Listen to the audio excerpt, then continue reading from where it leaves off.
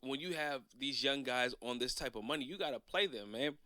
And this is supposed to be your future. So this shows me, and this is just in my mind, this shows me that Steve Kerr does not see a future with this team after the Steph Curry era, which I totally understand.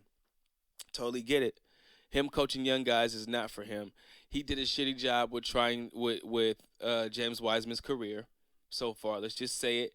Yeah, injuries has hurt him, but I mean injuries happen within the game. I hear a lot of people blaming James Wiseman for getting hurt. It's not his fault. He's a tall guy. When you're 7 feet, things happen. And the only thing that really happened to him was he tore his meniscus. Besides that, he hasn't really gotten hurt. There were just maybe setbacks.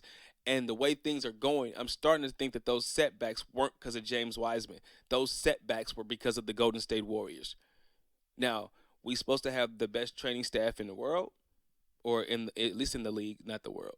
But we're supposed to have the best training staff in the league. But the bullshit that came out with Kevin Durant's injury back in the 2019 finals, when he wasn't supposed to play at all, but he was forced to play, and just the fishy shit that just came out now about the GP2 injury, just things to me kind of just seem a little weird. So the the training staff, I'm hoping that they just get everything back on point, especially for their sake, to get these guys to where they need to be. But anyway, I don't fault James Wiseman for his injury or for whatever happened with the relapse in it, or the recovery process didn't go the way he wanted, whatever. But back to my rant with Steve Kerr.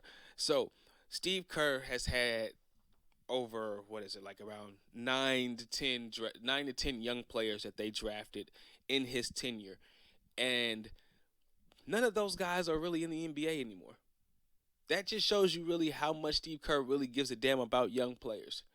And this shouldn't be a surprise to anybody, but I just want to name off some guys, and we'll just really and just let you really think about it.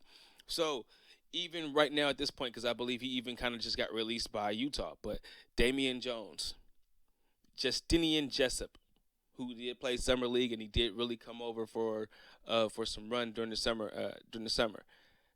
Where the hell is Nico Mannion? Is he still in Italy, and why he's never came back over? You know what I mean? Festus Ezeli, why they gave up on Festus and sent him to Portland. Remember, they gave up on him. I don't know if it was the year that Durant got there or the year after Durant got there. I forget, but they gave up on Festus and sent him out. He was a Warrior draft pick. He was drafted the same year as Harrison Barnes and Draymond Green, and gave up on him. Now he's just not a commentator. He's a reporter for the pre and post game show. Where the hell is Jordan Bell? Didn't he play for us or at the beginning of last year or the year before that? He played. Didn't he play for us like one of these last 2 seasons for like a cup of tea, and then he was gone again? Where the hell is Patrick McCaw?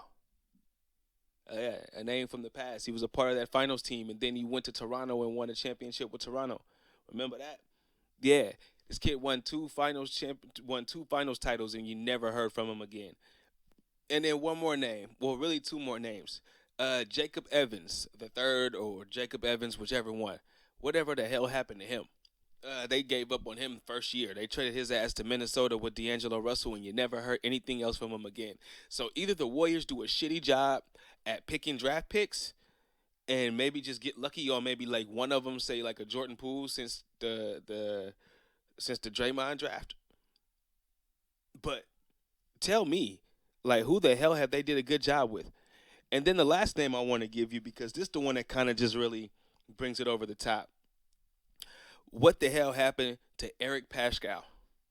I mean, the 2020 season where Steph Curry hurt his hand after the fifth game of the season, it was the Eric Pascal show.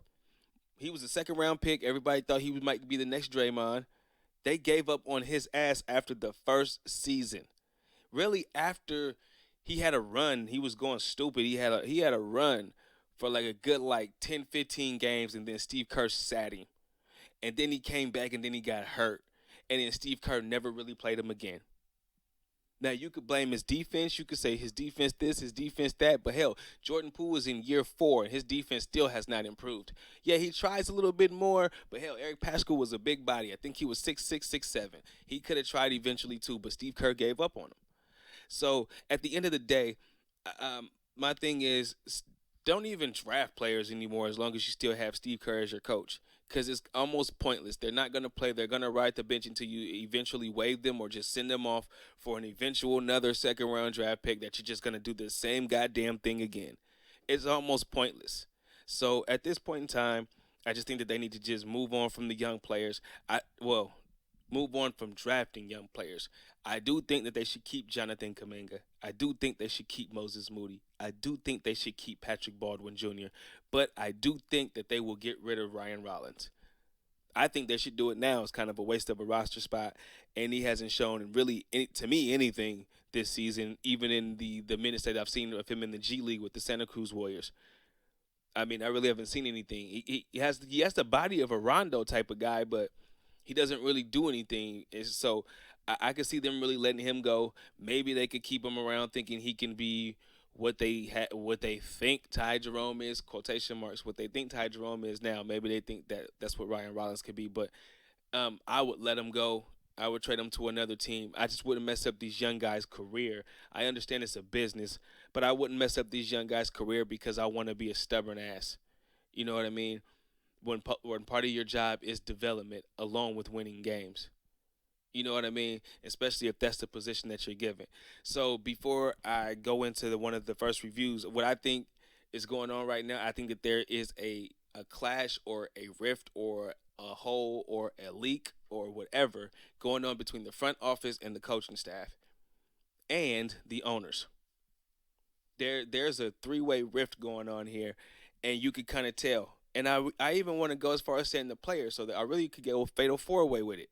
If there's a fatal four-way rift that's going here between the players, the coaches, the executives, and the owners. And you can tell it with this franchise right now. So it could be on the last legs, on some last dance type of shit right now. We really could be watching that. But only time will tell. But at the end of the day, I think that right now, especially with the rest of your big guys out, your big guns out, while you have 26 games left after the All-Star break, you need to play Kaminga more. Get him ready because he's one of your guys who can guard at the point of attack. And you need to try to see what you can get in Moses Moody. And you can't play Patrick Baldwin because it looked like he got hurt last night, February 15th, at the Santa Cruz game. Looked like he did something with his leg. Somebody hit him with his leg, and it kind of looked like it hyperextended a bit. So he looked like he's going to be out for a minute because he limped off the court. So, but your other three guns, I think you need to just play them. They can't fuck up any worse than what I've seen Ty Jerome do. And yes, Ty Jerome has hit some nice floaters, some very beautiful floaters. Ty Jerome could be the floater king when they're going in. When they're not going in, it just looks like you're being a stubborn ass and you're trying to steal the show. Or you're trying to get your numbers so you can get a contract for next year. Whatever it is. But for me, it's time to let this little two-way experiment go. Get your other young guys some minutes in there. Try to see if you can make a push. Get Andre Iguodala on the floor by all means or at any cost. Get that man on the floor. Get him to play some minutes. It don't have to be more than 15 minutes. The guy can play a 5-minute quarter. Get him out there. Get him a little bit of run. Get them legs ready. Get prepared. Matter of fact, don't even get the legs ready. See if them legs can go. Give him 5 minutes a game and see if them legs can go. If he has to sit, then you know what time it is. He's not going to be able to go for the playoffs. But if he can go for 5 minutes, boom, boom, especially 5-minute spurts, 3-minute spurts, get him in there, see what he could do as far as for the old legs, Andre Iguodala. But I still have faith that he can come in and help this team win another championship, even if it is in limited minutes and limited action. But he got to get back on the court.